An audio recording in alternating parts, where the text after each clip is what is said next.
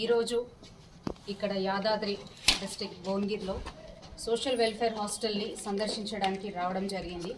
ఏదైతే మొన్న ఇద్దరు 10వ తరగతి విద్యార్థులు ఇక్కడ ఆత్మహత్య చేసుకున్నారో అది సందర్శించడానికి రావడం జరిగింది. ఇక్కడికి వచ్చిన తర్వాత ఈ యొక్క హాస్టల్ని చూస్తుంటే మన ప్రభుత్వం ఎట్లా నడుపుతుందో, దీని తీరు ఎట్లా నడుపుతుందో చూస్తుంటే చాలా బాధాకరంగా అనిపిస్తుంది.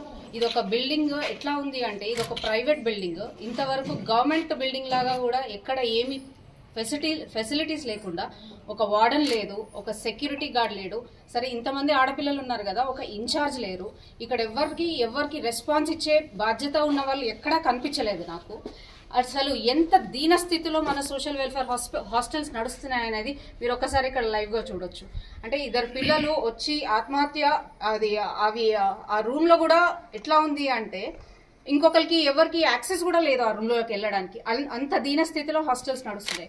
అంటే మనము ఎట్లా నడుపుతున్నాము ఏంటిది అనేది ప్రభుత్వము కూడా ఇంతవరకు దీన్ని వచ్చి చూడడం కానీ, లేకపోతే హాస్టల్స్ ఎట్లా నడుస్తున్నాయి కానీ ఇంతవరకు పర్యవేక్షణ చేయలేదంటే అసలు మన ప్రభుత్వం ఎట్లా నడుపుతుంది దీన్ని నాకు అర్థం కావట్లేదు. అంటే ఇవి చూసి కూడా ఇంతవరకు ఎవరు ముందుకు రాకపోవడం, ఎస్పెషల్లీ మహిళా మంత్రులు కూడా ఎవరు ముందుకు రాకపోవడం చాలా విడ్డూరంగా ఉంది. అంటే మహిళలకు భద్రత లేదు, పిల్లలకు భద్రత లేదు. గతంలో అసలు మహిళలకు భద్రత లేదు, పిల్లలకు భద్రత లేదు అని చెప్పిన వారు ఇప్పుడు మీ కాంగ్రెస్ ప్రభుత్వం వచ్చిన తర్వాత ఏం చేస్తుంది? అసలు మహిళల్ని పిల్లల్ని పట్టించుకునే ఉద్దేశం ఉందా లేదా అసలు మీకు? అంటే మీ ప్రభుత్వం ఉంటే ఏంది, ఊడితే ఏంది? మీరు అసలు రక్షణ కల్పించలేనప్పుడు మీరు పెద్దగా వాగ్దానాలు చేయడం ఎందుకు? నేను ఆయన పొంగులేటి శ్రీనివాస్ రెడ్డి ఉండి మేము అది మారుస్తాం ఇది మారుస్తాం అని కాదు. ఫస్ట్ ఇక్కడికి వచ్చి చూడండి, ఇక్కడ మీ హాస్టల్స్ ఎట్లా ఉన్నాయో చూడండి.